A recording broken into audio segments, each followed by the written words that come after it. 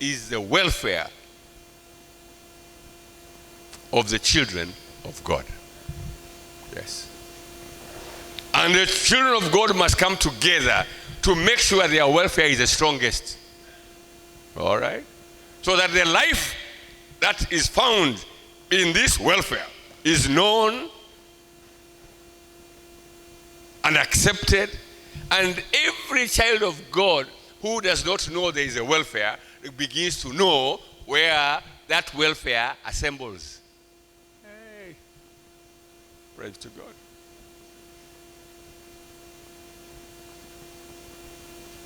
So let's not forsake the assembling of ourselves. And we think assembling is just you coming. No. It's creating the environment for assembling. Hey. Creating the environment for assembling. Because you can come, but you don't create the environment. So how will other people now join that environment? All right? We must begin to create environment here. And the environment is created by your commitment, not only in your person, but also in others. Oh, praise be to God. There's a time for milk, yeah? Paul said there's a time for milk, and there's also a time for hard food, yeah? We shall go to milk. We'll always go there. But we must also have time for hard food. Yeah. So that we can change and create that welfare of life. It become known. Because right now, it is not known. All right? How do we get it known? By committing towards it. All right. Are we understanding each other? So how when we came to Likoni, I was telling you now, we were at the that's where we started, at the ground floor there. Really, on the ground floor,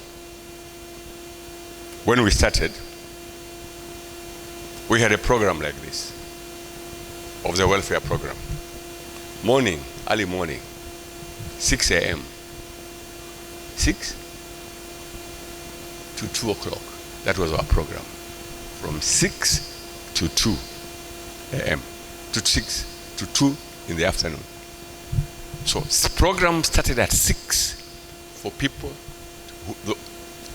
we created that now you must commit, you know.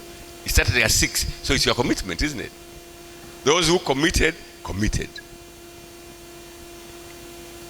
And it ran from 6 to 2. And we got some very committed people. Then, very committed. But people move out, isn't it? They move, all right?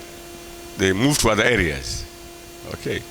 Like we are here now, we might hear to something tomorrow like he has been transferred to Eldoret. We can do nothing about it. He'll go to Eldoret, and still we shall continue. Then we move to the upper room. Same thing. We are meeting from 7 o'clock in the upper room. From 7 to about 2 o'clock. There were those who were committed for the coming at 7.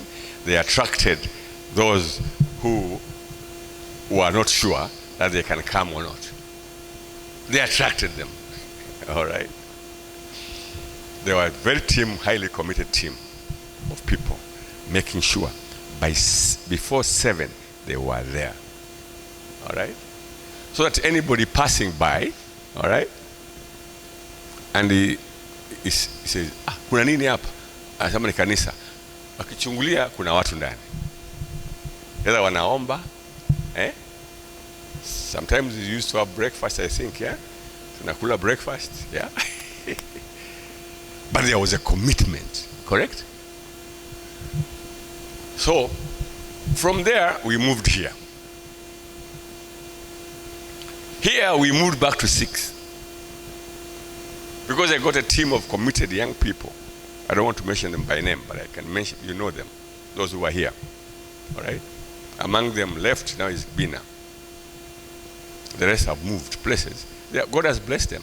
Some have gone to heaven, blessed them there. Some has blessed them with good jobs and better things to do, yeah? But they started here. So 6, they were here. They used to, you know that place there, that near that door? That was the place they would meet. Pray, 6:30, they start worshiping God. They worship God until 7.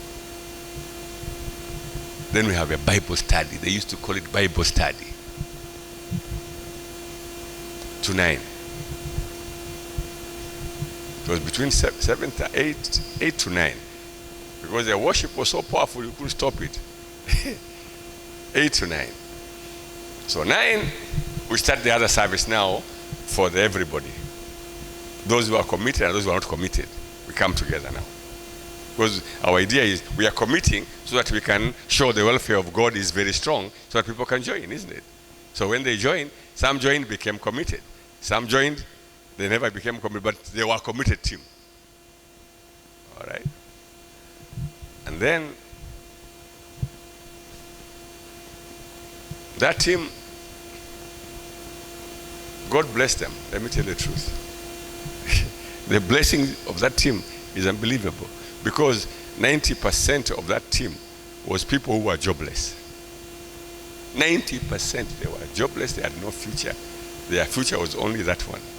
That's why we had to have breakfast with them because maybe they have not even eaten dinner. God blessed them so much. All of them, one pastor, Mayashira, he went to be with the Lord. But the rest, you hear them. Yeah. One of them is international. They're all over the world. You can never even call them and find them in Kenya. Every time you are calling, they are in Sweden, they are in Denmark, they are in Ethiopia, they are what?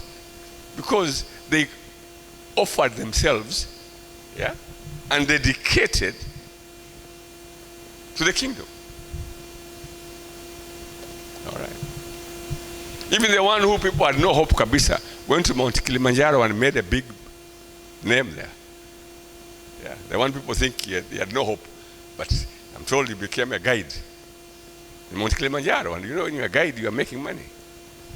All right.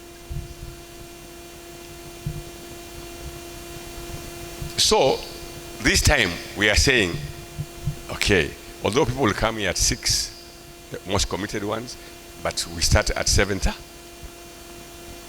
At 7:30, then we worship God. Then maybe at 8, we have what they used to call Bible study. Now we're calling discipleship. Then we go on at 9, which is 9 now. We move to the next program. All right? Are we together now? That is the program now. If you're here by a few minutes to 7:30, just a few minutes 7:30, you are in here. So that by 7:30 sharp, we can start worshiping. Yeah? Of course, there'll be people worshiping ahead of you. But if you come at 7:30 and join them, it continue and continue. It'll grow. It will grow. I know it will grow. I'm sure. Everything where people are committed, it grows. What kills something is lack of commitment. It starts by killing you, not somebody else. You die spiritually because you're not committed. Then you kill others. All right? Are we together now? So this is what I'm trying to say. I'm reading again. Let us draw near with a true heart, in full assurance of our faith, having our hearts sprinkled from an evil conscience, and our bodies washed with pure water. That's the word of God. Let us hold fast the profession of our faith without wavering, for he is faithful that has promised us.